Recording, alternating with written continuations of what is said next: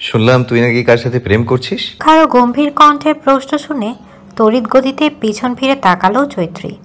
পেছনের ছেলেটাকে অবলোকন হতেই ভ্রুদয় কুঁচকে এলো তার।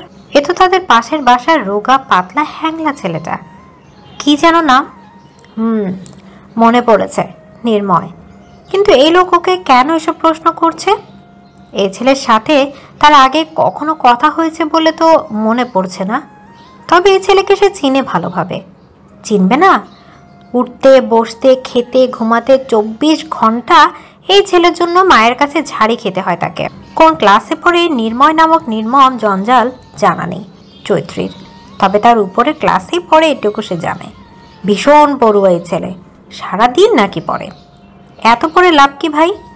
সেই তো একদিন মরেই যেতে হবে। কোথাও একটু ঘুরে ফিরবে, জীবনকে উপভোগ করবে তা নয়, সারাদিন পড়বে আর পাড়া প্রতিবেশীদের জ্বালাবে। তবে এই ছেলে তো তার সাথে কখনো কথা বলেনি। ওই 2-1 বার দেখা হলে একে অপরের দিকে চোখ পড়েছে, এই যা। তাহলে আজ হঠাৎ সেদের সাথে কথা বলছে কেন? আবার প্রথমবারেই তুই তুই করছে। কি অভদ্র ছেলেরা বাবা! এর মধ্যেই ছেলের জন্য তার মা আবার উঠতে বসতে ওকে কথা শোনায়। আবার জিজ্ঞেস করছে সে প্রেম করছে কিনা। করলে করছে, তাতে তোর বাপের কি বেটা? তোকে ওই চৌত্রী ঘৃণা করে, ভীষণ ঘৃণা করে। এই তোর আর তোর পড়াশোনার জন্য তোর এখন বাড়িতে থাকা দায় হয়ে পড়েছে, শুধু তোর জন্য। চৌত্রীর ভাবনার মধ্যেই আবার গম্ভীর কণ্ঠে প্রশ্ন করলো নির্ময়। বলল, কিরে, প্রেম করছিস নাকি? ঘটনা কি সত্যি? কোনো উত্তর দিল না চৈত্রী। সে প্রেম করছে কিনা সে নিজেই তো জানে না, তাহলে উত্তর দিবে কি করে? চেহারা সুরত দেখতে তার মাশাল্লাহ, উজ্জ্বল শ্যামবর্ণ গায়ের রং, গোলগাল মুখশ্রী, লম্বাও যা আছে ঠিকঠাক। তার মধ্যে কোনো ছেলে প্রেম নিবেদন করে না তাকে। তার ক্লাসের সবচেয়ে কুৎসিত মেয়েটাও হয়তো একটা না একটা প্রেমের প্রস্তাব পেয়েছে, কিন্তু এই ইন্টার প্রথম বর্ষে পড়া পর্যন্ত যে সে কোনো প্রেমের প্রস্তাব পায়নি। তবে তার এই রেকর্ড ভেঙে দিয়ে দিন 2 আগে কে যেন একটা চিরকুট দিয়েছে তাকে। চিরকুটটায় শুধুমাত্র লেখা ছিল, আমি তোমাকে ভালোবাসি। ভালোবাসি বানানটাও ভুল। কোনো অশিক্ষিত ছেলে লিখেছে কে জানে। চৌত্রীর বেশি ঘাটেনি ওটা নিয়ে। এর মধ্যে আজ আবার ওই নির্মম পড়ুয়া ছেলে ওকে এসে বলেছে সে নাকি প্রেম করছে। ঠোঁট বাঁকালো চৈত্রী, বলল, আমি প্রেম করছি আর আমিই জানি না, অথচ পাড়া পড়শি দেখছি সবাই জানে। নির্ময় নেত্রীর দিকে একটু এগিয়ে এলো, কণ্ঠটা কিছু খাদে নামিয়ে বলল, আমার বাগানে একটি মহামূল্যবান ফুলের গাছ লাগিয়েছিলাম। এত বছর ধরে দেখে শুনে যত্ন করে রেখেছি গাছটা। বড় আশায় ছিলাম কবে ফুল আসবে গাছটায়, কবে কলি নেবে। অবশেষে সময় হলো গাছটায় কলি আসার। কলিও নিল গাছে, কিন্তু তখনই সে কলিতে নজর পড়ল অন্য কারো। আমার গাছ সহ কলিটা নেওয়ার জন্য সে মরিয়া হয়ে উঠল। তো বলো মেয়ে, এখন কি করা উচিত আমার? চৌধুরী ভাবল কিছুক্ষণ, অতঃপর উত্তর দিল, মেরে হাত পা ভেঙে দেওয়া উচিত। অন্যের গাছের দিকে সে কেন হাত বাড়াবে? দরকার হয় নিজে গাছ লাগিয়ে নি। ঠোঁট প্রসারিত করে হাসলো নির্ময়, বলল, ঠিক আছে, তাহলে তোমার কথাই রইল, আমি ভেঙে দেব ওর হাত পা।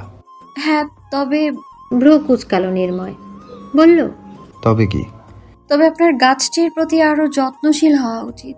যেহেতু গাছটি অনেক মূল্যবান আর ইতিমধ্যেই তার দিকে নজর একজনের পড়েই গেছে, তার মানে আরো লোকের নজর পড়বে। আপনার এখন চোখে চোখে রাখা উচিত। গাছটি দরকার পড়লে তো নিজের কাছে নিয়ে রাখা উচিত।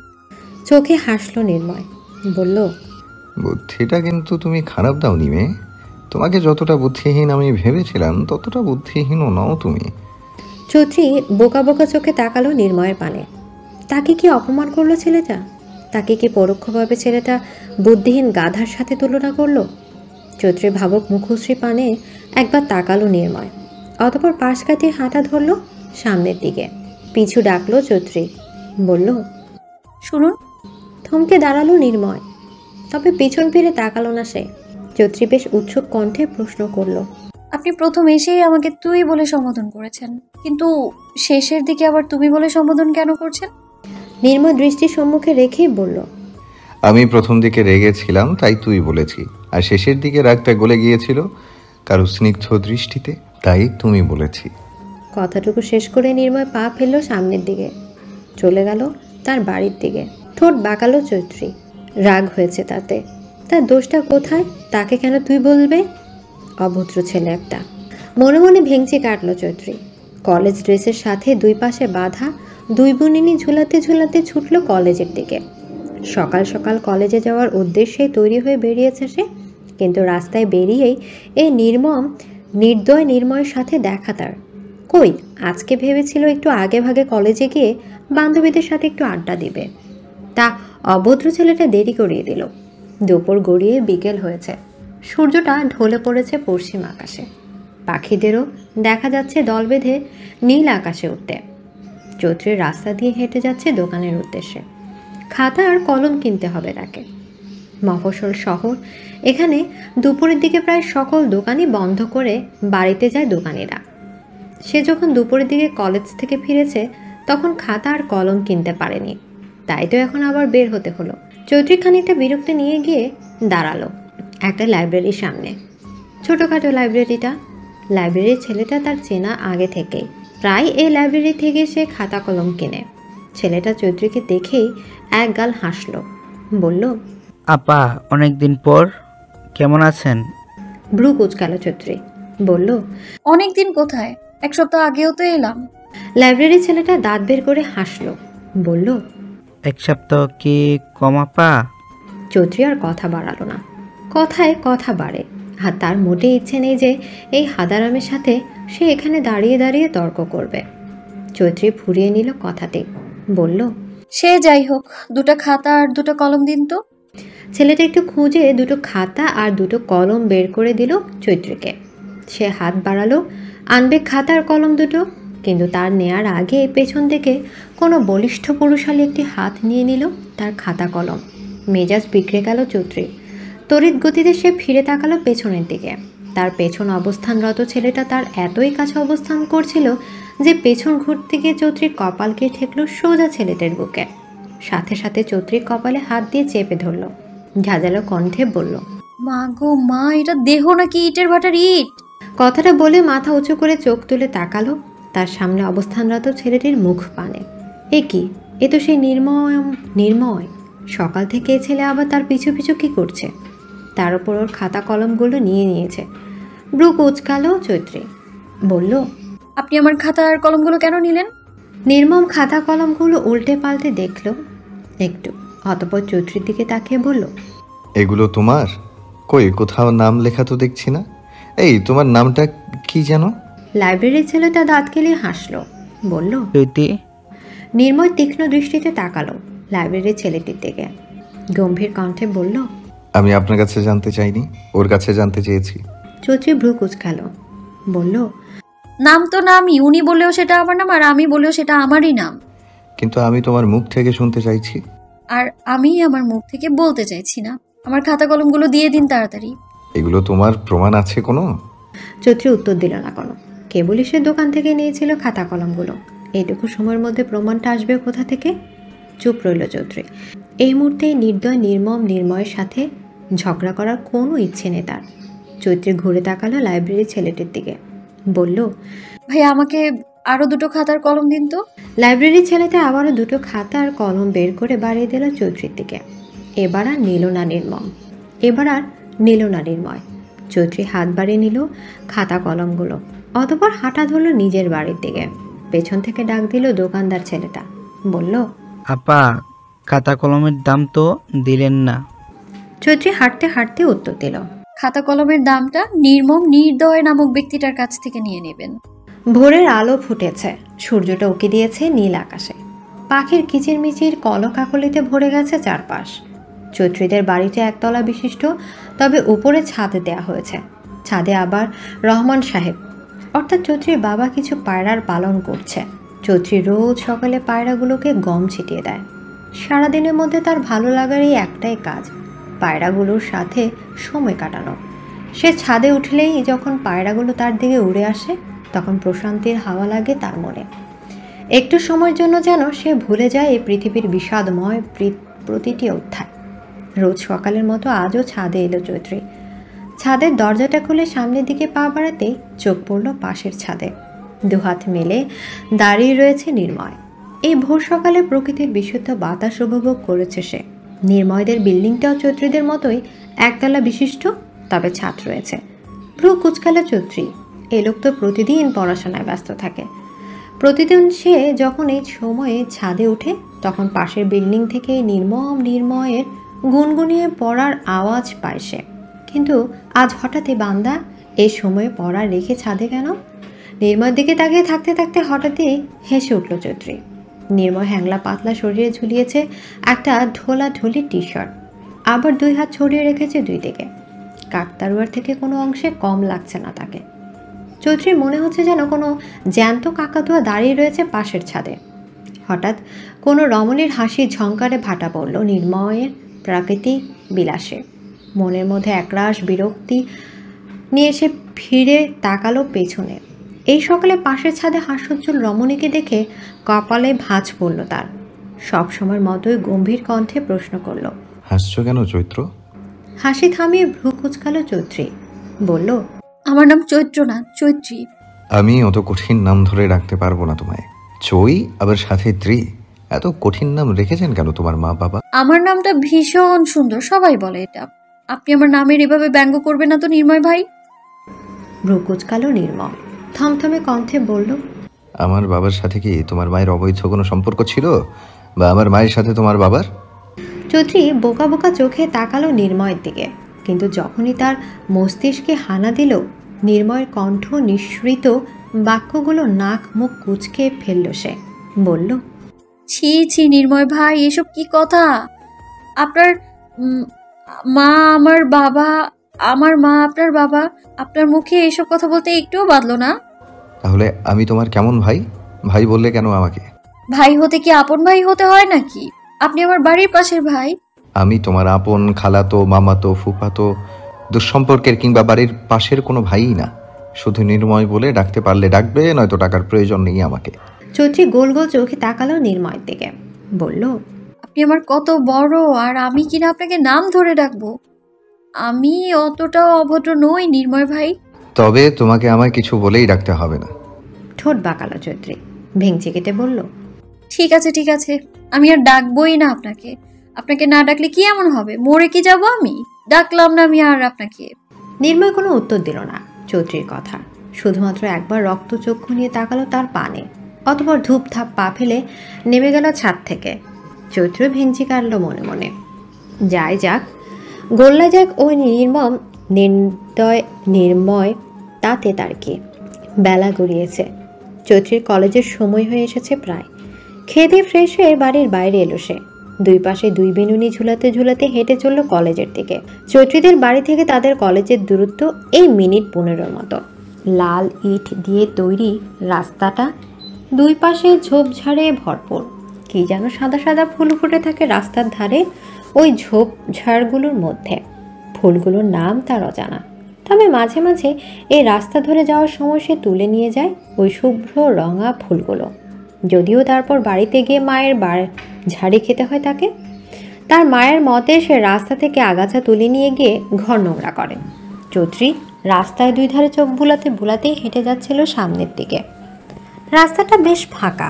হঠাৎ তার চোখ আটকে গেল একটু দূরে অবস্থানরত একটা ছেলে আর একটা মেয়ের দিকে। চৌধুরী ভালোভাবে দেখলো, অবাক হলো সে। এ তো সেই নির্ময়। আর সামনে থাকা মেয়েটি তাদের পাশের পাড়ার আমির কাকার মেয়ে নিঝুম। ভ্রু কুচকালো চৌধুরী।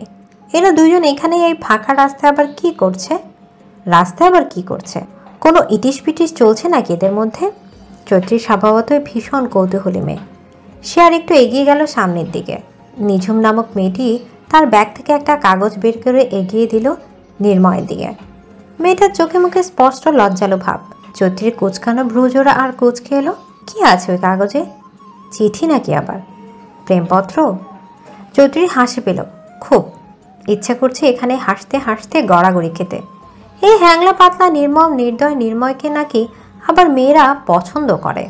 আজকালকার মেয়েদের পছন্দ যে এত খারাপ জানা ছিল না চৌধুরীর। হ্যাংলা পাতলা বাঁশের মতো একটা ছেলে, দেখলে মনে হয় ফু দিলে উড়ে যাবে কোথাও একটা। তার মধ্যে মুখটা রাখে সবসময় হাড়ের মতো করে। কথার তো ওই স্ত্রী, মুখ থেকে কথা বলে না, যেন বোম মারে। সেই ছেলেকে নাকি আবার মেয়েরা প্রেমপত্র দেয়।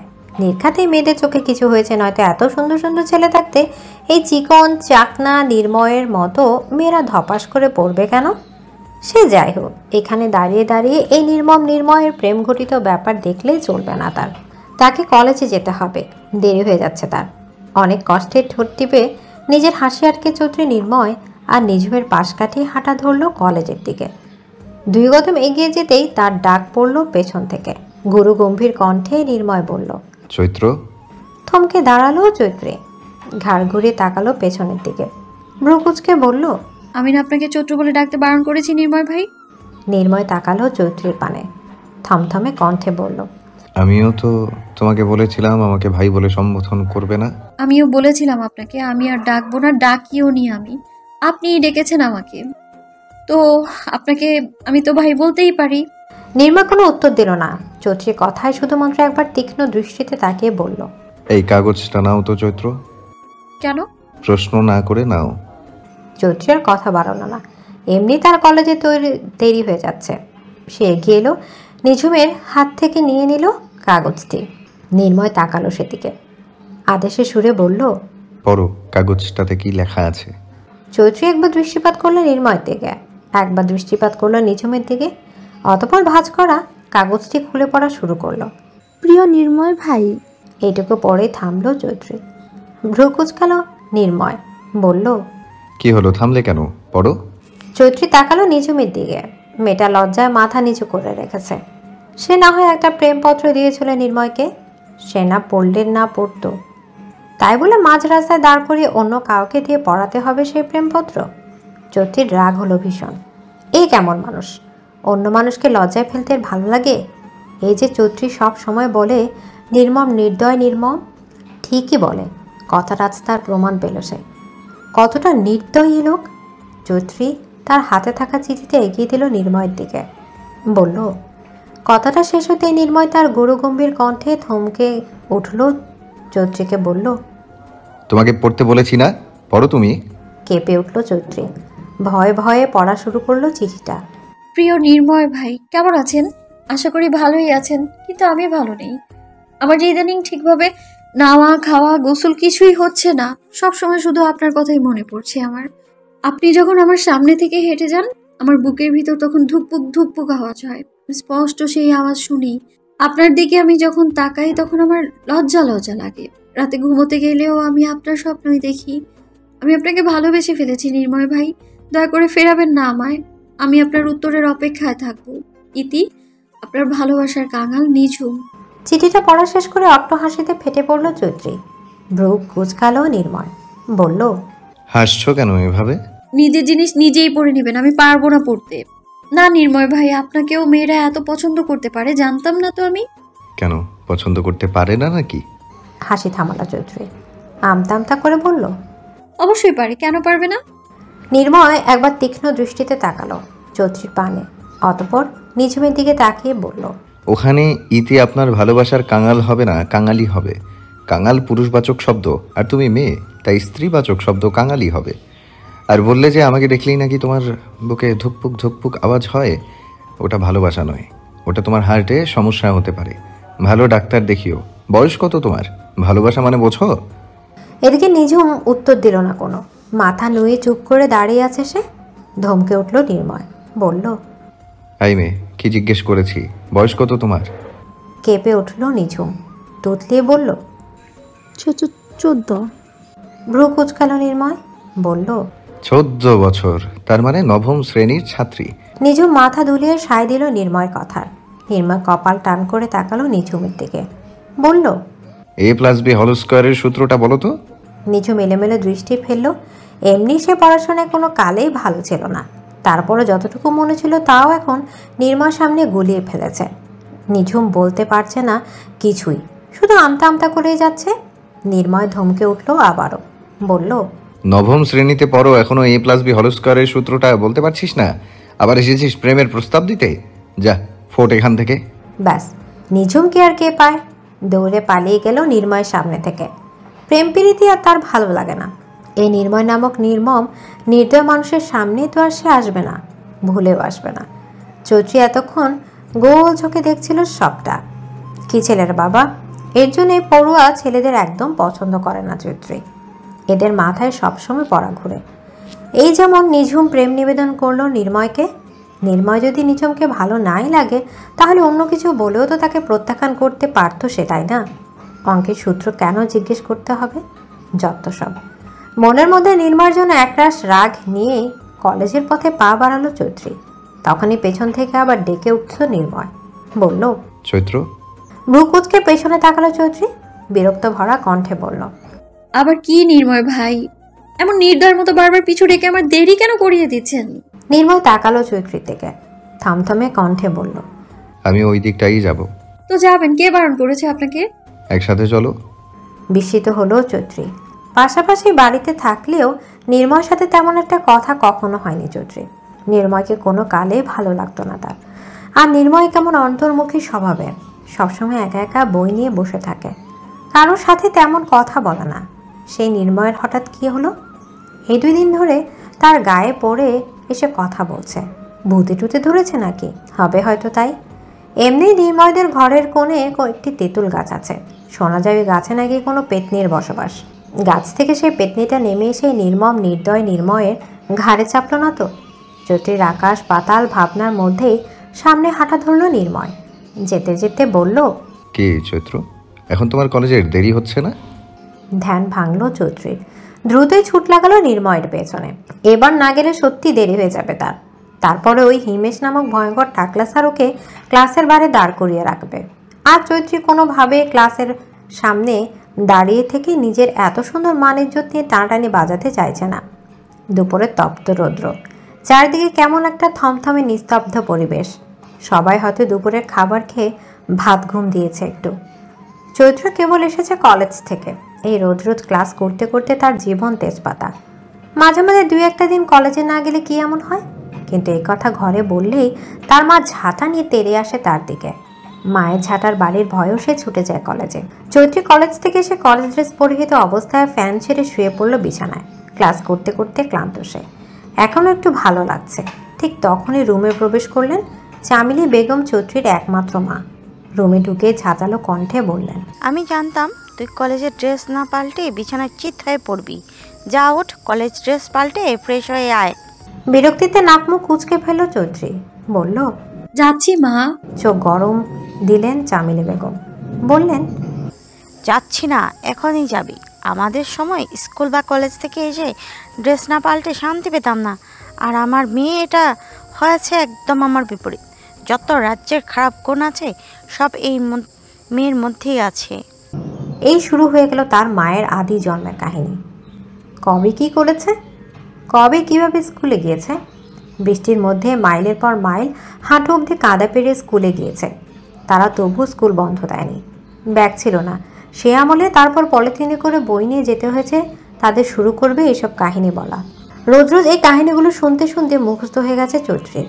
এখন যদি বলা শুরু করে তার মায়ের থেকে ভালো সে বলতে পারবে। মনের মধ্যে একরাশ বিরক্তি নিয়ে ঝিমিয়ে ঝিমিয়ে বিছানা ছেড়ে উঠে দাঁড়ালো সে। বিছানার পাশে অবস্থানরত আলনা থেকে একটা 3 পিস নিয়ে চলে গেল ওয়াশরুমের দিকে। মফস্বল শহরে একতলা বাড়ি তাদের। অমন বড় লোকদের মতো বাড়ির প্রতিটি ঘরে ঘরে ওয়াশরুম করেনি তারা।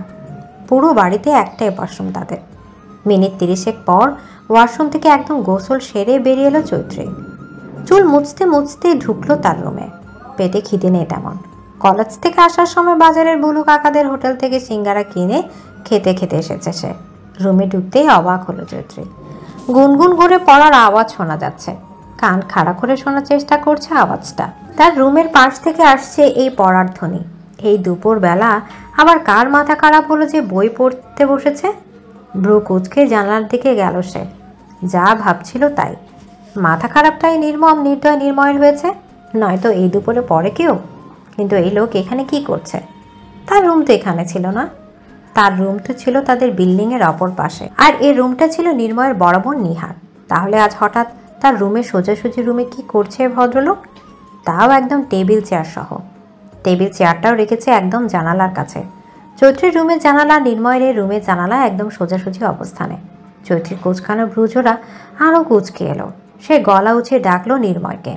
বলল, নির্ময় ভাই। নির্ময় বই থেকে মাথা উঁচিয়ে তাকালো চৈত্রীর দিকে। সদ্য গোসল করেছে চৈত্রী। বেজে চুল বেয়ে পড়ে গড়িয়ে পড়ছে টুপটাপ পানির ফোঁটা। চোখে মুখেও কেমন ছড়িয়ে রয়েছে অন্যরকম স্নিগ্ধতা। এ কেমন রূপ, যেন নেশা ধরিয়ে দিচ্ছে বিনা মাদক দ্রব্য সেবনে। অপ্রস্তুত হয়ে পড়ল নির্ময়। ঢোক গিলল সে, দৃষ্টি নত করলো দ্রুত, মৃদু কণ্ঠে বলল, এভাবে আমার সামনে আর কখনো আসবে না চৈত্র। অবাক হলো চৈত্রী। গোল গোল চোখে তাকালো নিজের দিকে। সে আবার কিভাবে এসেছে যে নির্ময় তাকে এভাবে তার সামনে আসতে বারণ করেছে? সব তো ঠিকঠাকই আছে। নির্ঘাত এই ব্যাটার মাথা খারাপ হয়েছে, নয়তো হুট করে এমন কথা বলবে কেন? চৈত্রী গোল গোল চোখে তাকালো নির্ময়ের দিকে, অবাক সুরে প্রশ্ন করলো, কিভাবে এসেছি নির্ময় ভাই?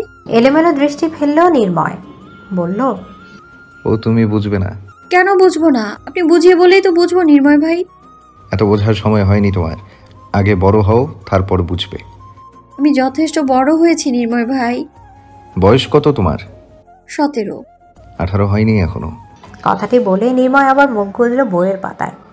চৈত্র আর কথা বাড়ানো না এই বিষয়ে। এই মাথা খারাপ লোককে কিছু বলে কোনো লাভ আছে কি? তার থেকে সে যা জিজ্ঞেস করতে চাইছিল তাই জিজ্ঞেস করুক। চৌধুরী স্বাভাবিক কণ্ঠে জিজ্ঞেস করলো, আপনি এখানে কি করছেন নির্ময় ভাই? ব্রু কুচকালো নির্ময়, বলল, আমার বাড়িতে আমি থাকবো না তো কোথায় থাকবো? তা নয়, আপনার বাড়ি ঠিক আছে, কিন্তু এই রুম তো আপনার নয়, এটা তো নেহাপুর রুম। আপনি হঠাৎ এই রুমে কেন? এই রুমে আলো বাতাস ভালো আসে, আমার পড়তে সুবিধা হয়, তাই এই রুমে চলে এসেছি আমি। নির্ময় থমথমে কণ্ঠের উত্তরে চৌধুরী ঠোঁট গোল করে বলল। ও। একটু থামলো নির্ময়, বলল, আমি এখন থেকে এই রুমেই থাকবো। হতাশ হলো চৈত্রী। আগে তো তা দূরে থাকতো একটু, মাঝে মাঝে গুনগুনিয়ে বান্দার পড়ার শব্দ শুনত সে, আর এখন রাত দিন 24 ঘন্টা শুনতে হবে। আর তার মাও 24 ঘন্টা তার পেছনে ঝাঁটা হাতে ছুটবে আর কড়া কণ্ঠে বলবে, নির্ময়ের কাছ থেকে কিছু শেখ। চৈত্রী কাতর দৃষ্টিতে তাকালো নির্ময়ের পানে, বলল, আপনাদের ঘরে কি আর কোনো আলো বাতাস কোনো রুম নেই? কেন? আমি এ ঘরে থাকলে সমস্যা কি তোমার? চৌধুরী হতাশ দৃষ্টিতে তাকালো নির্ময়ের দিকে, বিড়িয়ে বলল, আপনি গোটা মানুষটাই তো আমার সমস্যা। ব্রু কুচকাল নির্ময়, সন্ধ্যান কণ্ঠে বলল। কিছু বললে? মেঘি হাসলো চৌধুরী, বলল, না, কিছু না। নির্ময় তীক্ষ্ণ দৃষ্টিতে তাকালো চৌধুরীর দিকে, গম্ভীর কণ্ঠে বলল, তোমার সমস্যা হলেও আমার করার কিছুই নেই চৈত্র, আমি আজ থেকে এই রুমেই থাকবো। ঘড়ির কাঁটায় রাত 12টা ছুঁই ছুঁই। চারদিক নিস্তব্ধ কোলাহলহীন। মাঝে মাঝে দূর দূর থেকে শুধু আওয়াজে শোনা যাচ্ছে রাস্তায় বেড়ে ওঠা অবহেলিত কুকুরগুলোর বিষণ্ণ কান্নার আওয়াজ। নির্ময় জানালার ধারে তার টেবিলে চেয়ারে বসে গুনগুনিয়ে পড়েই যাচ্ছে। আর চৈত্রী বিরস মুখে বসে আছে তার বিছানায়। আগে তো সারাদিন এই নির্ময় নামক ব্যক্তির পড়ার জন্য উঠতে বসতে মায়ের হাতে ঝাড় খেতে হতো। তবু রাতে নিজের এই সুন্দর বিছানায় একটু তো শান্তিতে ঘুমাতে পারত। কিন্তু এখন কি এই নির্ময়ের পড়ার জন্য একটু শান্তিতে ঘুমাতেও পারবে না নাকি? শেষ পর্যন্ত এই পড়ুয়া পুরুষের জন্য তার ঘুমকেও বিদায় দিতে হবে? এমনকি রাতের বেলায় চারদিকে পরিবেশ নিস্তব্ধ থাকায় স্বল্প শব্দ জোরে শোনা যায়। তার মধ্যে চৌধুরীর ছোটবেলা থেকে ঘুম খুব পাতলা। কোনো শব্দ হলে সে ঘুমাতে পারে না, আবার অল্প শব্দেও ঘুম থেকে লাফিয়ে ওঠে সে। যদিও জানালাটা লাগিয়েই শুয়েছিল চৈত্রী, কিন্তু লোহার গ্রিলে স্টিলের জানালা হওয়ায় পড়ার শব্দ তো সে শোনা যাচ্ছেই। তপ্ত নিঃশ্বাস ফেলল চৈত্রী। বিছানা ছেড়ে উঠে গুটি গুটি পায়ে এগিয়ে গেল জানালার দিকে। আলতো হাতে খুলল জানালাটা, চোখ তুলে তাকালো নির্ময়ের দিকে। নির্ময় এক দৃষ্টিতে বইয়ের দিকে মুখ করে পড়ছে। চারপাশ তার আর কোনো খেয়াল নেই। এত কি পড়ছে কে জানে। চৈত্রী ভালোভাবে তাকালো নির্ময়ের দিকে। ছেলেটা হ্যাংলা পাতলা হলেও শারীরিক গঠন অনেকটা চাইনিজ কোরিয়ারদের মতো। গায়ের রংটা তার মতোই উজ্জ্বল, কিন্তু চোখ দুটো তাদের মতো ছোট ছোট পুঁটি মাছের মতো নয়। চোখ দুটো বাঙালিদের মতোই। মানুষ বলে সন্তান গর্ভে নিয়ে মেয়েরা যাদের মুখশ্রী বেশি দেখে, গর্ভের সন্তান নাকি তাদের মতোই হয়। তাহলে নির্ময়ের মা কি তাকে গর্ভে নিয়ে চাইনিজ কোরিয়ান মানুষদের বেশি দেখেছিল যে নির্ময় তাদের মতো হয়েছে? তাও না হয় মানা গেল যে মুনিয়া বেগম মানে নির্ময়ের মা তাকে গর্ভে নিয়ে চাইনিজ কোরিয়ানদের দেখেছিল, তাই নির্মম তাদের গঠন, হ্যাংলা পাতলা শারীরিক গঠন তাদের মতো ত্বকের উজ্জ্বলতা পেয়েছে, কিন্তু এই শারীরিক গঠন হতে হতে চোখের কাছে গিয়ে কেন থেমে গেল? চোখ দুটো কেন পুঁটি মাছের মতো হলো না? বিশাল চিন্তার বিষয় এটা, কিন্তু এই চিন্তার কোনো সুরাহা চৈত্রী বের করতে পারছে না। পারবে কিভাবে? সে তো মানবিক শাখার শিক্ষার্থী। ইস, চৌধুরীর এখন আফসোস হচ্ছে ভীষণ। আর যদি সে বিজ্ঞান শাখার শিক্ষার্থী হতো তাহলে নির্ময়ের এই চোখের রহস্য সে উদ্ঘাটন করে ফেলতে পারত। তবে চৌধুরীর এই আফসোস টিকল না বেশিক্ষণ। চৌধুরীর আকাশ পাতাল ভাবনার মধ্যে তাকে ডেকে উঠল নির্ময়, গম্ভীর কণ্ঠে বলল, চৈত্র। ধ্যান ভাঙল চৌধুরীর, বলল, কি ভাবছিলে? চৌধুরী বিরস মুখে তাকালো নির্ময়ের দিকে, বলল, নির্ময় ভাই, ঘুমাবেন না আপনি? ভ্রু কুচকালো নির্ময়। কেন? আমার ঘুম পাচ্ছে, ঘুমাবো আমি। নির্ময় শীতল দৃষ্টিতে তাকালো চৌধুরীর পানে, বলল, তো ঘুমাও, কে বারণ করেছে? চৌধুরী তীক্ষ্ণ দৃষ্টিতে তাকালো নির্ময়ের দিকে, চিবিয়ে চিবিয়ে বলল, আমিও তো ঘুমোতে চাই, কিন্তু আপনার পড়ার শব্দে ঘুমোতে পারছি না। আপনি আল্লাহর ওয়াস্তে এখন পড়া বন্ধ করে নিজেও একটু ঘুমোন, আর আমাকেও একটু ঘুমাতে দিন। নির্ময় পাত্তা দিল না চৌধুরীর কথায়। চৌধুরীর দিক থেকে দৃষ্টি সরিয়ে আবার মুখ গুজেল বইয়ের পাতায়, গুনগুনিয়ে পড়তে শুরু করলো। বিরক্ত হলো চৌধুরী, বিরক্ত ভঙ্গিতে বলল, আপনি কি সারাদিন রাত 24 ঘন্টা পড়তে পড়তেই এমন শুকিয়ে গেছেন নির্ময় ভাই? নির্ময় চোখ তুলে তাকালো চৌধুরীর দিকে, থমথমে কণ্ঠে বলল, তোমার ওজন কত? ঠোঁট বাঁকালো চৌধুরী, বলল, একটা মেয়েকে তার ওজন জিজ্ঞেস করতে আপনার লজ্জা করে না নির্ময় ভাই? না, করে না। তবে দেখে তো মনে হচ্ছে 40 কেজির বেশি হবে না। একটু থামলো নির্ময়, ঠোঁট বাঁকিয়ে বলল, আমি তো তাও পড়তে পড়তে শুকনা, আর তুমি তো সারাদিন খেয়ে আর ঘুমিয়ে শুকনা। ফুঁসে উঠল চৌধুরী, ঠাস করে আটকে দিল জানালাটা। ওই যে কথা আছে না, উচিত কথার ভাত নেই, এখানেও ব্যাপারটা তেমনই হয়েছে। চৌধুরী নিজেও হ্যাংলা পাতলা, কিন্তু সে তাও স্বীকার করতে নারাজ। সে শুধু নিজের দিক চোখে নির্ময়কেই হ্যাংলা পাতলা দেখে আর তাকে নিয়ে হাসতে পছন্দ করে। ঘন্টা খানেক কেটে গেল, চৌধুরী জানালা খুলল না। নির্ময় পড়ার ফাঁকে ফাঁকে বার কয়েক তাকিয়েছে চৌধুরীর জানালার দিকে। মেয়েটা কি ঘুমিয়ে পড়েছে? নির্ময় ভাবলো কিছুক্ষণ, অতঃপর পড়ার টেবিলে ড্রয়ার খুলে একটা কালিহীন কলম বের করে ছুঁড়ে মারল চৌধুরীর জানালার দিকে। স্টিলের জানালায় ঝনঝন করে শব্দ হলো। বিছানায় ধরফড়ি উঠে বসলো চৌধুরী, ব্যগ্র কণ্ঠে শুধালো, কে কে? অনেকক্ষণ বিছানায় শুয়ে থাকতে থাকতে মাত্র চোখ দুটো লেগে এসেছিল চৌধুরীর। এরই মধ্যে হঠাৎ শব্দে লাফিয়ে উঠেছে সে। বিছানা ছেড়ে উঠে দাঁড়ালো চৌধুরী। নির্ঘাত এটা নির্মম নির্ময়ের কাজ। ফুঁসতে ফুঁসতে সে গিয়ে দাঁড়ালো জানালার কাছে, টেনে খুললো জানালাটা। এ কি, নির্ময় জানালা তো বন্ধ, পড়ার শব্দ পাওয়া যাচ্ছে না, তার মানে সে ঘুমিয়ে গেছে। তাহলে চৌধুরী জানালায় আওয়াজ কে করলো? ভয় পেয়ে গেল চৌধুরী। আবার ভুটটুত না তো, এমনি গভীর রাত। চৌধুরী শুনেছে এই সময় নাকি তেনাদের আড্ডা বেড়ে যায়। কাঁপন উঠে গেল চৌধুরীর, ঠকঠক করতে শুরু করলো সে। দ্রুতই চৌধুরী জানালাটা বন্ধ করলো, দৌড়ে গিয়ে কাঁথা মুড়ি দিয়ে শুয়ে পড়লো বিছানায়। চৌধুরী যেতেই নিজের রুমে জানালাটা একটু ফাঁকা করে বাইরে উকি দিল নির্ময়। মেয়েটা সম্ভবত ভয় পেয়ে গেছে। আলতো হাসলো সে, অতঃপর আবার জানালাটা বন্ধ করে ঘুমানোর প্রস্তুতি নিল। দুপুরের নিস্তব্ধতা চারিদিকে বিরাজমান। এ সময় পথে ঘাটে মানুষ তেমন নেই বললে চলে। দোকানপাটগুলোও বন্ধ। চৌধুরী বিরস মুখে হেলে দুলে ঢুকলো বাড়িতে। মাত্রই কলেজ থেকে ফিরেছে সে। ক্লান্ত চোখ মুখে নিজের রুমে যেতে চমকে উঠল চৌধুরী। একে তার রুম সব ছেলেমেলো। তার পড়ার টেবিলটা জানালার কাছে নিয়ে রাখা হয়েছে ঠিক নির্ময়ের সোজাসুজি। এটা কে করলো? চৌধুরী নাক মুখ কুঁচকে চিৎকার করে বলল, মা মা মা। চামেলি বেগম দৌড়ে এলেন। চৌধুরী রুমে ঢুকতে ঢুকতে বললেন, কি হয়েছে? ওভাবে শাড়ির মতো চেঁচাচ্ছিস কেন? চেঁচাবো না তো কি করব?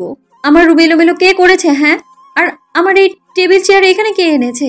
চামেলি বেগম ভাবলেশহীন ভাবে উত্তর দিলেন, বললেন, আমি করেছি সব।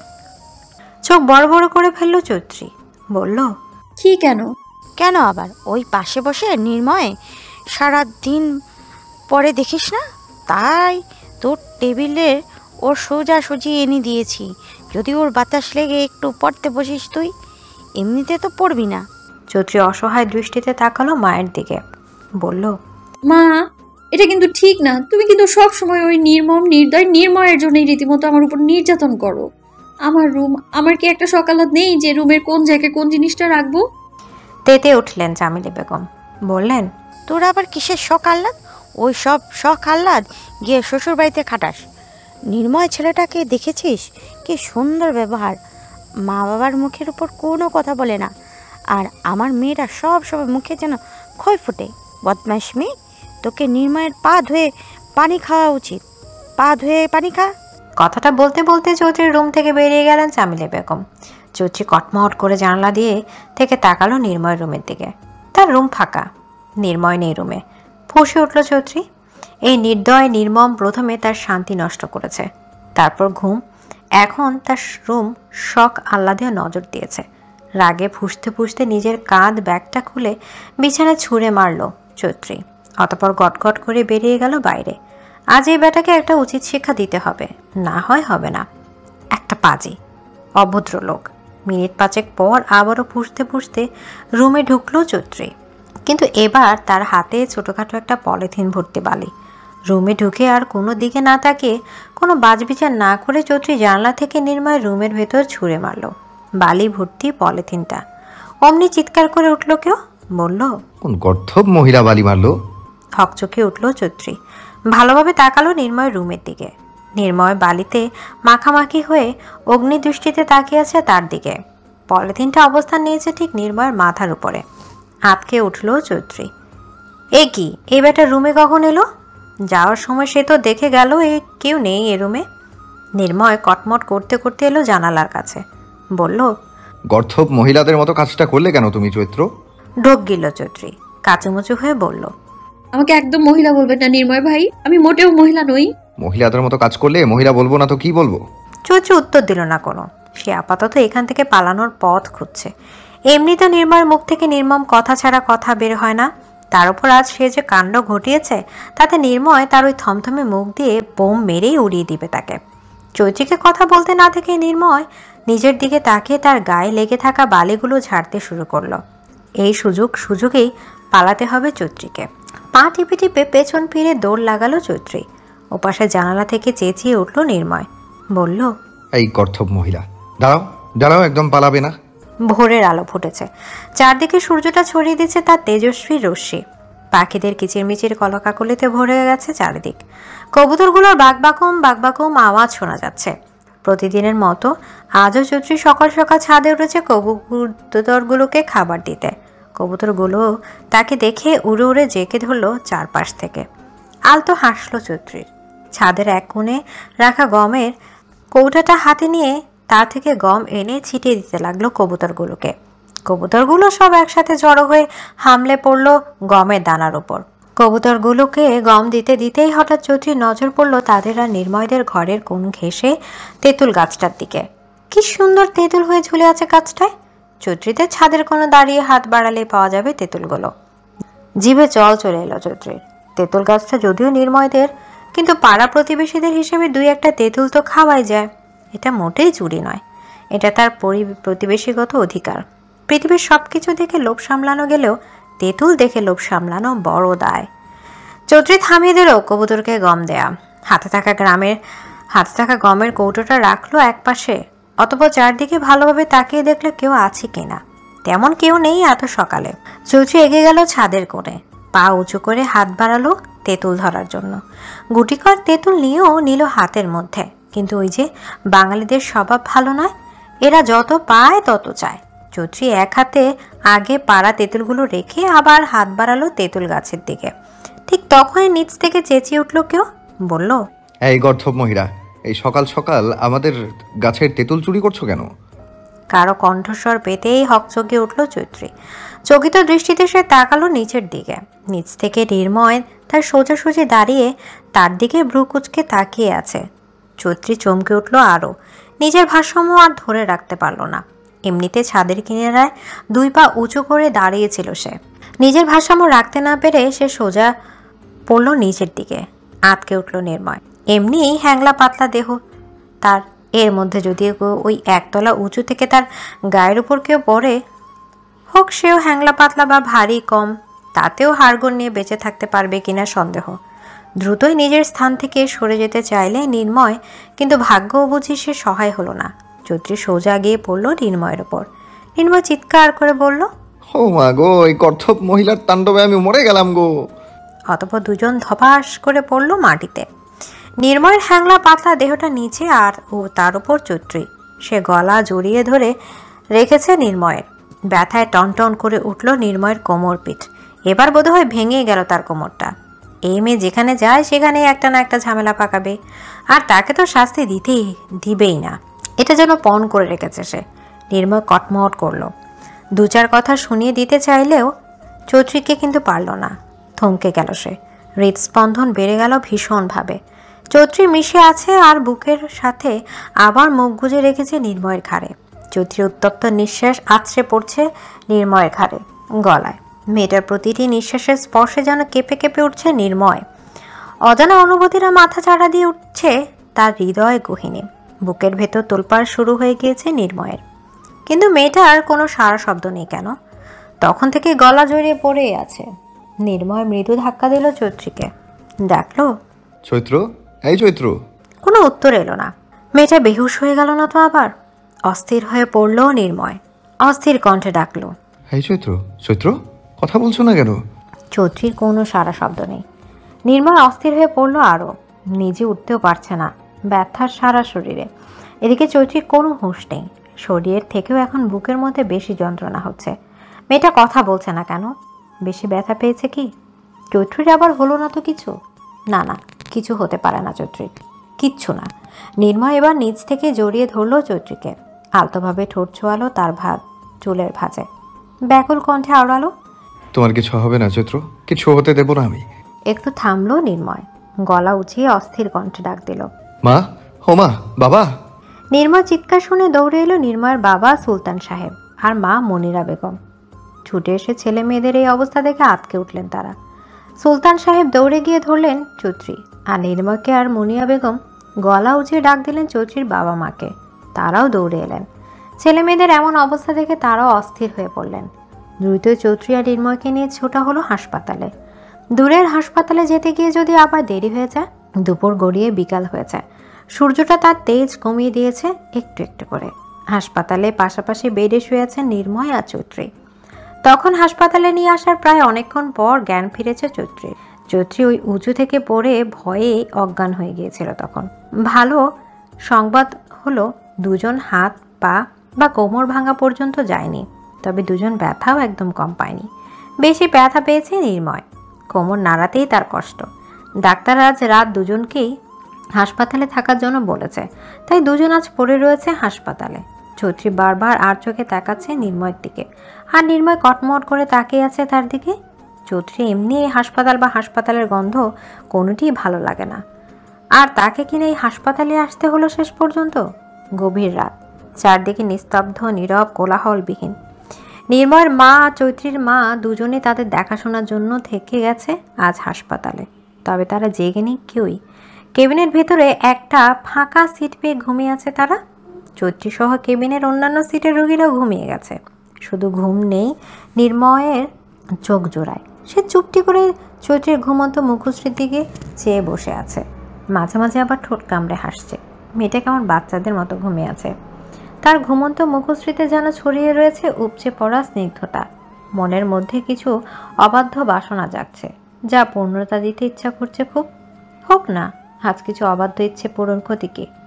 আর এই সুযোগটা হয়তো তার জন্য শুধু আজই এসেছে, আর আসবে না। নির্ময় ঘাড় ঘুরে তাকিয়ে দেখলো আশপাশে সবাই ঘুমোচ্ছে বেঘরে। অতঃপর সে কোনো মতে কোমরটা ধরে বিছানা ছেড়ে উঠে দাঁড়ালো। দাঁত চেপে খুব সাবধানে এগিয়ে গেল চৈত্রীর দিকে। দাঁড়ালো তার পেছন পাশে। আলতো হাতে ছুঁয়ে দিল চৈত্রীর তেল চিটচিটে নাকটা। চৈত্রী ঘুমের মধ্যে ভ্রু কুঁচকে ফেলল। মৃদু হাসলো নির্মল। নিজের ডান হাতের তর্জনী আঙুল দিয়ে আলতোভাবে ছুঁয়ে দিল চৈত্রীর নরম কোমল গাল, নাক, ঠোঁট জোড়া। অতঃপর একটু ঝুঁকে ঠোঁট ছোঁয়ালো চৈত্রীর কপালে। একটু সময় নিয়ে গভীরভাবে চুমি খেল সে। তবুও যেন তার তৃষ্ণা মেটে না। নির্ময় আবারও ঝুঁকলো চৈত্রীর দিকে। আর একটা চুমু খাওয়ার বাসনা। তবে সে বাসনার পূরণ হলো না। চোখ খুলল চৈত্রীর। চোখ খুলেই নিজের এতটা কাছে নির্ময়কে দেখে ভরকে গেল সে। লাফ দিয়ে উঠে বসতে চাইল, তবে পারল না শরীরের ব্যথায়। চৈত্রীকে এভাবে চোখ খুলতে দেখে হকচকে উঠল নির্ময় নিজেও। তড়াক করে সোজা হয়ে দাঁড়িয়ে পড়ল সে। কিন্তু কোমরে ব্যথা, সে তো ছাড় দেয় না। সোজা হয়ে দাঁড়ানোর সময় চিৎকার করে উঠতে চাইল সে, কিন্তু তাও পারল না। দাঁতে দাঁত চেপে সয়ে নিল নিজের ব্যথা। এখন চিৎকার করতে গেলে জেগে যাবে সবাই। খানিক কেটে গেল দুজনের নীরবতায়। এরপর মুখ খুলল চৈত্রী, মৃদু কণ্ঠে বলল, আপনি এইখানে কেন নির্ময় ভাই? অপ্রস্তুত হয়ে পড়ল নির্ময়। এলোমেলো দৃষ্টি ফেলল সে, আমতা আমতা করে বলল, ওয়াশরুমে যাব একটু। ভ্রু কুচকালো চৈত্রী, বলল, ওয়াশরুম তো ওই দিকে, আপনি এদিকে কি করছিলেন? অপ্রস্তুত ভঙ্গিতে হাসলো নির্ময়, বলল, ও ওয়াশরুম ওইদিকে, আমি তো খুঁজে পাচ্ছিলাম না। চৈত্রী আর বেশি কথা বাড়ালো না, শুধু ঠোঁট গোল করে উত্তর দিল। ও। নির্ময় একটু স্বস্তির নিঃশ্বাস ফেলল। নয়তো আজ ধরা পড়ে গেলে কি হতো কে জানে। নির্ময় এক হাতে নিজের কোমর চেপে ধরে এগিয়ে গেল নিজের বেডের দিকে। ধীরে সুস্থে বসল সেখানে। চৌধুরী ঘাড় বাঁকিয়ে তাকালো সেদিক, ভ্রু কুচকে বলল, এ কি নির্ময় ভাই, আপনি বসলেন যে আবার? ওয়াশরুমে যাবেন না? আবার অপ্রস্তুত হয়ে পড়ল নির্ময়। এই মেয়েটার এত প্রশ্ন করা কি দরকার? তখন থেকে প্রশ্নের উপর প্রশ্ন করেই যাচ্ছে। একটু হাসার চেষ্টা করলো নির্ময়, অপ্রস্তুত ভঙ্গিতেই বলল, চলে গেছে, এখন যেতে হবে না এখন আর। এদিকে হাসপাতাল থেকে বেরিয়ে নিয়ে এসেছে চৌধুরী আর নির্ময়কে। হাসপাতাল থেকে বাড়িতে নিয়ে এসেছে চৌধুরী আর নির্ময়কে। ডাক্তার 1 সপ্তাহ সম্পূর্ণ বেড রেস্টে থাকতে বলেছে তাদের। চৌধুরী সারাদিন শুয়ে বসে দিন কাটাচ্ছে, কিন্তু এত কাহিনীর পরও ওই নির্ময়ের পড়া বন্ধ হয়নি একটু। ব্যাটা সেই বিছানায় শুয়ে শুয়ে পড়েই যাচ্ছে। চৌধুরীর মাঝে মাঝে ইচ্ছে হয় ইট মেরে সত্যি সত্যি ব্যাটার কোমর ভেঙে দিতে। না, কোমর ভেঙে দিলে ওই ব্যাটার পড়া তো বন্ধ হবে না, ভাঙতে হবে ওই ব্যাটার মুখ। না সুস্থ থাকতে ব্যাটার পড়ার জন্য একটু শান্তি পেয়েছে, আর না এই অসুস্থ অবস্থায়। একটা মানুষ এত কিভাবে পড়তে পারে, কিভাবে? চৌধুরীর আকাশ পাতাল চিন্তা ভাবনার মধ্যে ঘর্মাক্ত ক্লান্ত মুখশ্রীতে তার রুমে ঢুকলো চঞ্চল, চৌধুরীর একমাত্র বড় ভাই। পড়াশোনার পাঠ চুকিয়ে ঢাকায় ছোটোখাটো একটা কোম্পানিতে একটা চাকরি করে। হঠাৎ বোনের ছাদ থেকে লাফিয়ে পড়ার কথা শুনে দ্রুত চলে এসেছে বাড়িতে। বড় আদরের বোন তার। চঞ্চলকে রুমে ঢুকতে দেখে হাসি ফুটে উঠল চৌধুরীর ঠোঁটে। অন্য সময় হলে এতদিন পর ভাইকে দেখে তার উপর ঝাঁপিয়ে পড়ত, কিন্তু এখন পায়ে ব্যথার জন্য তাও পারছে না। চৌধুরী ছাদ থেকে নির্ময়ের উপর পড়ায় নির্ময় কোমরে ব্যথা পেলেও চৌধুরী পেয়েছে পায়ে। ভাইকে দেখেই চৌধুরী হাসি মুখে বলল, আরে ভাইয়া, তুমি কখন এলে? চঞ্চল বিছানায় চৌধুরীর পাশে বসতে বসতে বলল, এই তো মাত্রই এসে তোর রুমে এলাম। শুনলাম ছাদ থেকে লাফিয়ে নাকি তুই আত্মহত্যা খেতে গিয়েছিলি। কথাটুকু বলে চঞ্চল চৌধুরীর দিকে তাকালো, আফসোসের সুরে বলল, তুই গাদি আমি জানতাম, কিন্তু তুই যে এত বড় গাদি আগে জানতাম না। আত্মহত্যা করবি ভালো কথা, তা এই এক তালা ছাদে থেকে লাফিয়ে পড়ে? এখান থেকে পড়লে কেউ মরে বলে সেই তো বেঁচে গেলি আমার বাপের সম্পত্তি ভাগাভাগি করে নেওয়ার জন্য। শোন বলি কি, এরপর থেকে আত্মহত্যা করতে গেলে ওই বাজারের আনিস কাকার 5 তলা বিল্ডিং এ উপর থেকে লাফ দিস, নয়তো ট্র্যাকের সামনে গিয়ে দাঁড়াস, বাঁচার সম্ভাবনা খুব কম। ফুঁসে উঠল চৌধুরী, বলল, এই তুই আমার আপন ভাই তো নাকি সৎ ভাই? আপন ভাই বলে তো এইভাবে কথা বলতে পারতিস না তুই। তা ঠিক বলছিস, আমি তোর আপন ভাই না, আর সৎ ভাই ও না, আমি হলাম তোর ধর্মের ভাই। বাবা মা তোকে ছোটবেলায় কুড়িয়ে এনেছিল কিনা? চেঁচিয়ে উঠল চৌধুরী, বলল, একদম বাজে কথা বলবি না ভাইয়া, কুড়িয়ে আমাকে নয় বরং তোকে এনেছিল। ঠোঁট বাঁকালো চঞ্চল, বলল, বলছে তোরই। যাই হোক, এ বিষয়ে আমি আর কথা বাড়াতে চাচ্ছি না, পরে সত্যিটা জানলে তুই আবার কষ্ট পাবি। এমনি নাকি একতলার উপর থেকে লাফ দিয়ে আত্মহত্যা খেতে গিয়েছিলি? আবারও চেঁচিয়ে উঠল চৌধুরী, চেঁচিয়ে বলল, ভাইয়া তুই আমাকে দেখতে এসেছিস নাকি মজা উড়াতে এসেছিস বলতো?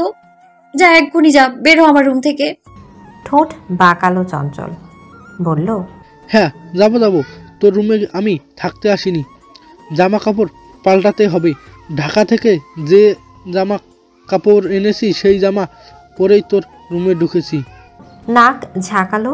যাক, এর জন্যেই তো ভাবছিলাম আমার রুম থেকে এত দুর্গন্ধ কোত্থেকে আসছে।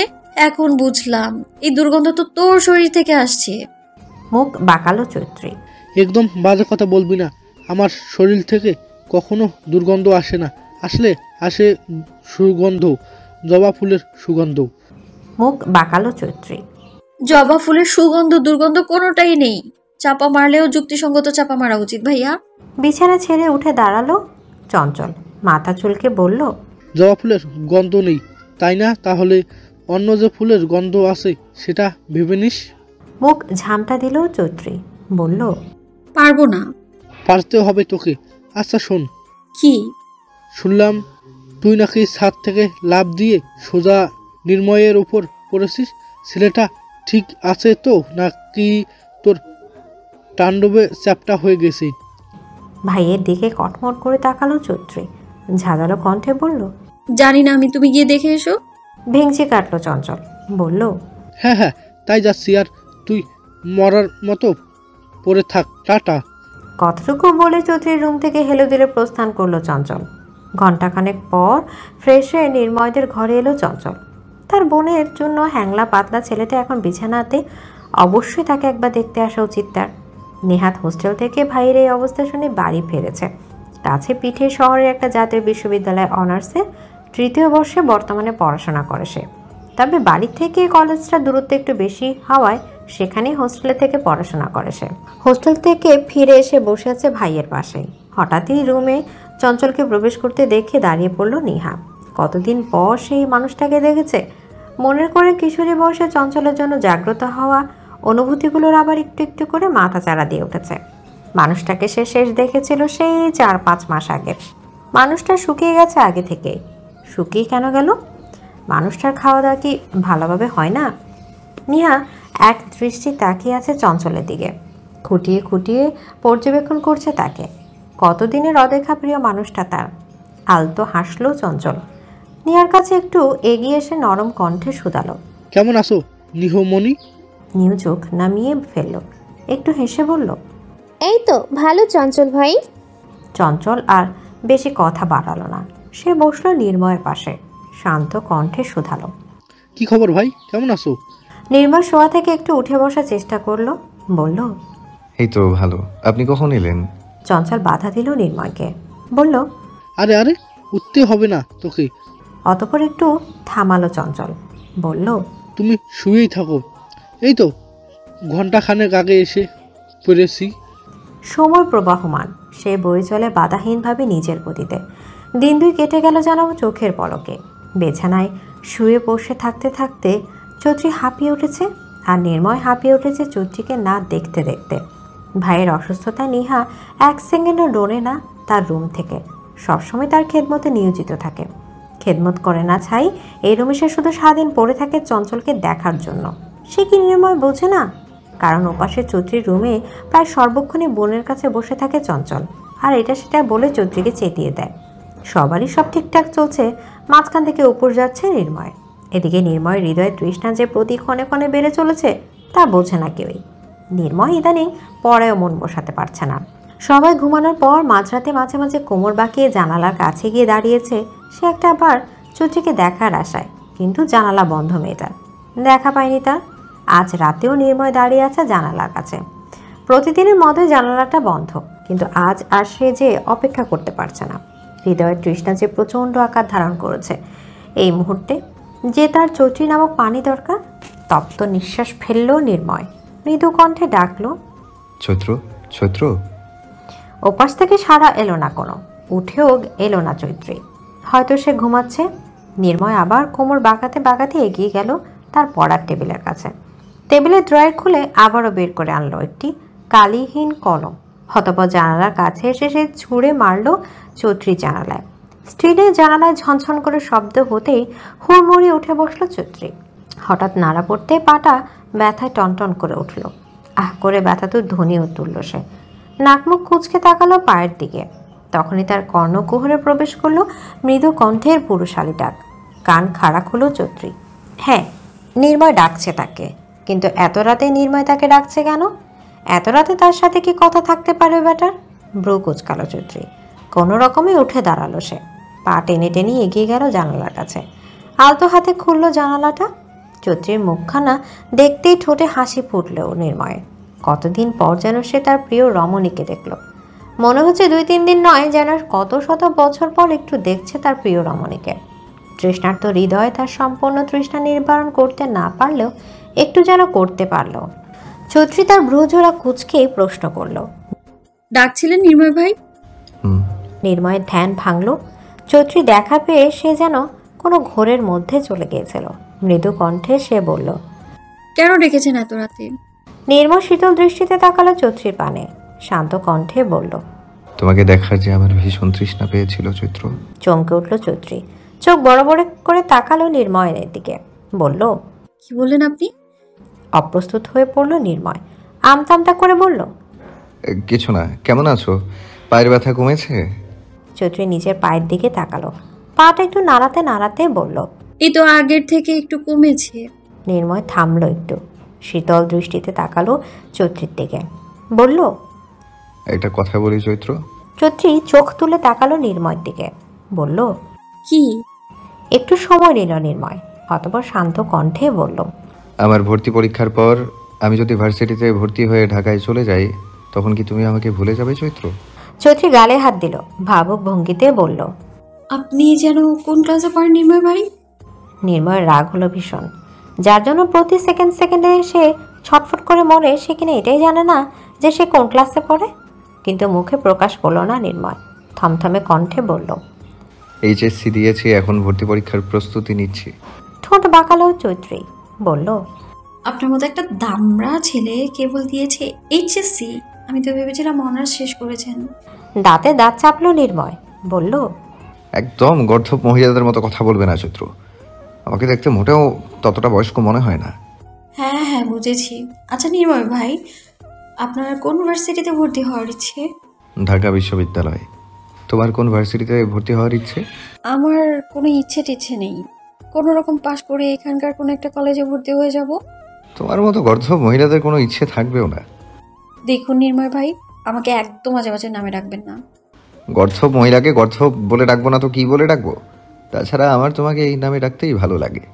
দেখুন নির্ময় ভাই, আমি গর্ধব নই আর আমি মহিলাও নই, আর মানুষের ভালো লাগলেই সবকিছু বলতে নেই। এই যেমন ধরুন, আমার আপনাকে নির্মম নির্দয় নির্ময় বলে ডাকতে ভালো লাগে, তাই বলে কি আমি আপনাকে তা বলে ডাকি?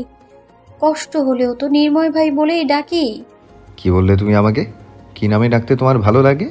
নির্মম নির্দয় নির্ময়। মুখ বাঁকালো নির্ময়, বলল, তাও ভালো। তোমার মতো গর্ধব মহিলা তো আর নয়।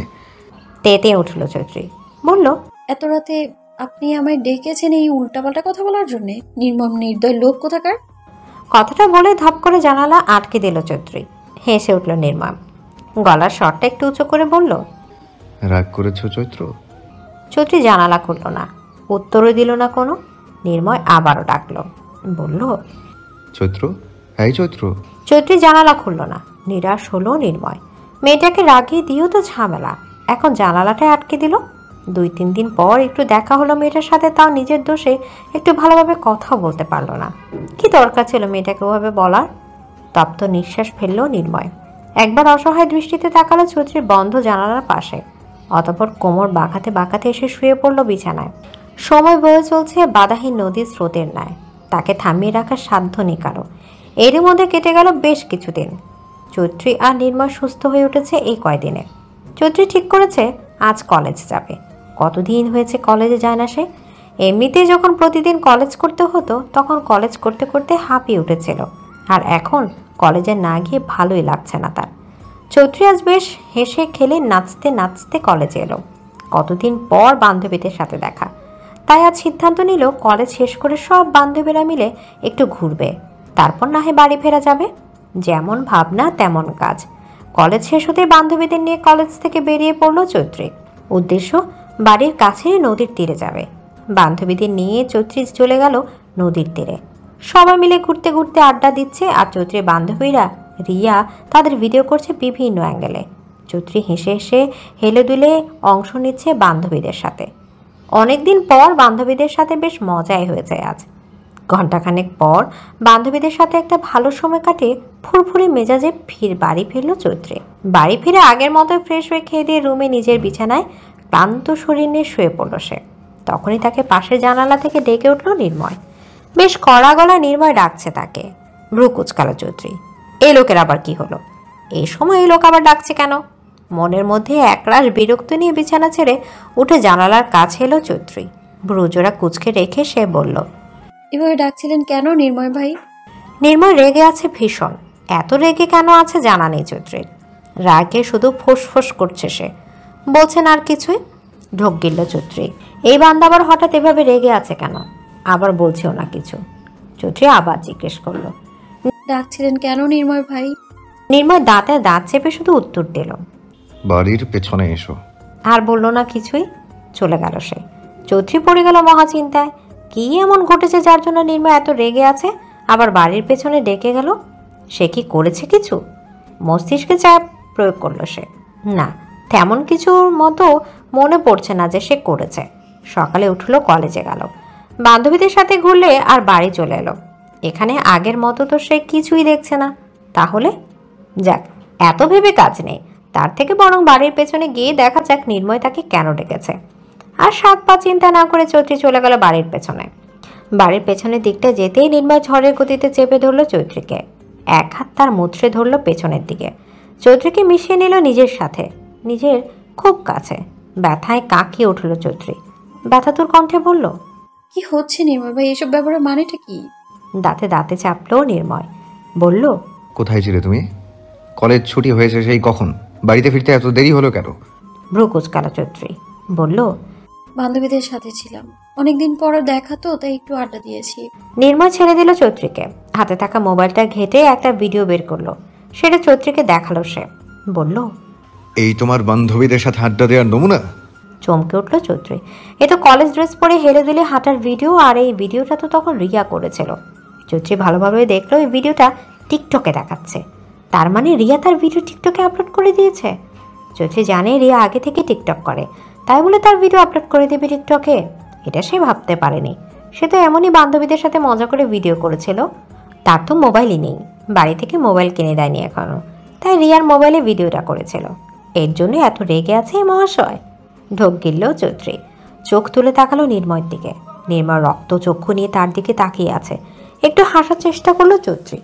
আমতা আমতা করে বলল, আসলে কি হয়েছে নির্ময় ভাই বলুন তো? আর তাকে বলতে দিল না নির্ময়। চৌধুরীর কথার মাঝখানে ফরুত কেটে তার থমথমে কণ্ঠে বলল, তুমি যে কলেজ বাদ দিয়ে টিকটকে নাচো, কাকা কি জানে? আটকে উঠল চৌধুরী। তার মা এই কথা জানলে এখনই ঝাঁটা হাতে নিয়ে তার দিকে তেড়ে আসবে। আর বাবা জানলে তো কথাই নেই। এমনই সন্তানরা বাবাকে সবসময় একটু ভয় পায় বেশি। চৌধুরীর ক্ষেত্রেও তাই। সে বাবাকে ভয় পায় ভীষণ। কয়েকটা ফাঁকা ঢোক গিলে চৌধুরী বলল, প্লিজ নির্ময় ভাই, বাবা মাকে কিছু বলবেন না প্লিজ। যে কথা বাবা মাকে জানাতে ভয়, সে কাজ করো কেন? আমি করিনি, আমি শুধুমাত্র বান্ধবীদের সাথে কয়েকটা ভিডিও করেছিলাম। ওরা যে এটা টিকটকে আপলোড করবে আমি তো জানতাম না, বুঝতে পারিনি আমি। একটু শান্ত হলো বুঝি নির্ময়, তবে রাগ কমলো না পুরোপুরি। রাশভারী কণ্ঠে এসে চৌধুরীকে শাসিয়ে বলল, 1 ঘন্টার মধ্যে তোমার বান্ধবীকে দিয়ে এই ভিডিও ডিলিট করাবে, নয়তো এই ভিডিও আমি তোমার বাবা মাকে দেখাবো আর বলবো আপনার মেয়ে কলেজে গিয়ে টিকটকে নাচে। কতটুকু বলে আর এক দণ্ড দাঁড়ালো না নির্ময়। গট গট করে চলে গেল তাদের ঘরের দিকে। চারদিক ঘুনঘুরে অন্ধকার ছেয়ে আছে। ঘড়ির কাঁটা জানান দিচ্ছে এখন মধ্যরাত। চৌধুরী বিরস মুখে দাঁড়িয়ে আছে জানালার গ্রিল ধরে। এই ব্যাটার পড়া কখন শেষ হবে, আসে কখন শান্তিতে ঘুমাতে পারবে। বিকালে রিয়াকে কল করে হাতে পায়ে ধরে টিকটক থেকে তার ভিডিও ডিলিট করিয়ে এই ব্যাটার রোশানল থেকে একটু হলেও বেঁচেছে। কিন্তু এর পড়া থেকে সে কিভাবে বাঁচবে? আরও খানিক সময় অপেক্ষা করলো চৌধুরী। না, এর পড়া বন্ধ হওয়ার কোনো নাম নিচ্ছে না। এবার ভীষণ বিরক্ত লাগছে চৌধুরীর। মেজাজ গরম লাগছে, চোখ ভর্তি ঘুম, অথচ এই ব্যাটার পড়ার জ্বালায় সে ঘুমাতে পারছে না। অবশেষে মুখ খুলল চৌধুরী। বিরহ মুখে বলল, ভাই আপনি কি বাঁচবেন? বই থেকে চোখ তুলে নির্ময় তাকালো চৌধুরীর দিকে। ভ্রু কুঁচকে জিজ্ঞেস করলো, মানে যে হারে পড়া শুরু করেছেন, এমনিতেই তো শরীরের অবস্থা, পড়তে পড়তে দেখা যাবে আপনাকে আর খুঁজেই পাওয়া যাচ্ছে না। তপ্ত নিঃশ্বাস ফেলল নির্ময়। কপালে ভাঁজ ফেলে বলল, তোমার সারাদিন এই আজে বাজে কথা ছাড়া আর কি কোনো কথা নেই চৈত্র? না নেই, থাকবে কিভাবে? আপনার পড়ার জ্বালায় তো আমি ঘুমোতেই পারছি না। ওইদিকে ঘুমে আমার চোখ জ্বলে যাচ্ছে। নির্ময় শীতল দৃষ্টিতে তাকালো চৌধুরীর দিকে। শান্ত কণ্ঠে বলল, আমি আসতে পড়ছি, তুমি ঘুমাও চৈত্র। খুশি হলো চৈত্রী। মনে মনে ধন্যবাদ জানালো নির্ময়কে। যদিও ধন্যবাদটা সে প্রকাশ্যে দিতে পারত, কিন্তু তা সে করবে না। কেন করবে? এ বেটা ইদানিং সব সময় ওকে জ্বালাচ্ছে, কোথাও একটু শান্তি দিচ্ছে না। তাই সে কোনো মতে চৈত্রীর ধন্যবাদ পাওয়ারই যোগ্য না। দেখতে দেখতে কেটে গেল আরও কিছুদিন। এর মধ্যে নির্ময় রেজাল্ট দিয়ে দিয়েছে এইচএসসি পরীক্ষার। গোল্ডেন A+ পেয়েছে নির্ময়। এটা অবশ্য জানাই ছিল চৈত্রীর। যে হারে এই ছেলে প্রতিদিন পড়ে, তাতে এই ছেলের গোল্ডেন পাওয়া স্বাভাবিক। এরপর শুরু হলো নির্ময়ের ভর্তি পরীক্ষা। ভর্তি পরীক্ষাতেও নির্ময় ভালো ফলাফল করলো। সে চান্স পেয়ে গেছে তার স্বপ্নের বিশ্ববিদ্যালয়, ঢাকা বিশ্ববিদ্যালয়। সেদিন নির্ময়ের বাবা সুলতান সাহেব খুশি হয়েছিল ভীষণ। ছেলে ঢাকা বিশ্ববিদ্যালয়ে চান্স পাওয়ার সুবাদে পুরো মহল্লায় মিষ্টি বিতরণ করেছিলেন তিনি। কিন্তু এত খুশি, নিজের স্বপ্ন পূরণের মধ্যেও যেন খুশি হতে পারছিলেন না নির্ময়। তার ভেতরে যে নিজের প্রেয়সীকে হারানোর ভয় তীব্রভাবে জেঁকে ধরছিল। বরিশাল বিভাগের একটি মফস্বল শহরে বসবাস তার। ঢাকা শহরটা এখান থেকে বেশ অনেকটা দূরে। রোজ রোজ তো আর সেখান থেকে তার বাড়ি ফেরা তার সম্ভব হবে না। অনেকগুলো দিন পর বাড়ি ফিরবে সে। এই সময়ের মধ্যে চৈত্রী যদি তাকে ভুলে যায়, সেই কিশোর বয়স যখন থেকে একজন মানুষের মনে প্রেম ভালোবাসার উৎপত্তি ঘটে, তখন থেকে সে মনের কোণে শুধুমাত্র একজন রমণীর ছবি এঁকেছে। সে হলো চৈত্রী। বরাবরই নির্ময় অন্তর্মুখী স্বভাবের অধিকারী হওয়ার কারণে নিজের মনের কথা কখনোই বলে উঠতে পারেনি চৈত্রীকে। শুধু চৈত্রী নয়, সে নিজের এই অন্তর্মুখী স্বভাবের কারণে তেমন কারোর সাথে কথা বলতে স্বাচ্ছন্দ্য বোধ করে না। কোনো মেয়েদের সাথে কথা বলা তো দূরে থাক, তেমন কোনো ছেলে বন্ধুও নেই তার। এমনকি মা বাবার সাথে অবধি প্রয়োজন ব্যতীত কথা বলে না সে। সারাদিন একা একা বই নিয়ে বসে থাকে। আশেপাশের মহিলারা অনেক সময় তাকে তিরস্কার করে বলে ছেলে পড়তে পড়তে পাগল হয়ে গেছে। তবে সে কখনো কানে নেয় না নির্ময় বা তার মা বাবা। এই চৈত্রীর সাথেও কিছুদিন আগে থেকে কথা বলা শুরু করেছে সে, তাও নিজের সাথে অনেক যুদ্ধ করে, চৈত্রীকে হারানোর ভয় থেকে। আর এখন তো সে আরও দূরে চলে যাচ্ছে। বাড়িতে আসার সুযোগ পাবে অনেক দিন পর পর। এর মধ্যে যদি চৈত্রীর অন্য কাউকে ভালো লেগে যায়, সে যদি অন্য কারোর প্রতি আসক্ত হয়ে পড়ে, তখন কি হবে নির্ময়ের? সে যে প্রচণ্ডভাবে আসক্ত হয়ে গেছে চৈত্রী নামক মাদকতায়। এতদিন তো তাও সে চৈত্রীর কাছাকাছি থেকেছে, তার আড়ালে আগলে রেখেছে তাকে। কোনো ছেলেকে ঘেঁষতেই দেয়নি চৈত্রীর আশেপাশে। কিন্তু এখন কি হবে? এখন না সে তার স্বপ্ন ছাড়তে পারছে, আর না চৈত্রীকে হারিয়ে ফেলতে পারবে সে। নিচের পড়ার টেবিলে বসে গালে হাত দিয়ে আনমনে এসব কথায় ভাবছিল সে। হঠাৎই এক সমধুর মেয়েলি কণ্ঠ ধ্যান ভাঙল নির্ময়ের। গালে থেকে হাত সরিয়ে তাকালো সামনের দিকে। তার সোজাসুজি জানালার হাসি মুখে দাঁড়িয়ে আছে চৈত্রী। নির্ময়কে তাকাতে দেখে চৈত্রী বলল, কি নির্ময় ভাই, অনুভূতি কেমন? আপনি তো আপনার স্বপ্নের বিশ্ববিদ্যালয়ে চান্স পেয়ে গেলেন।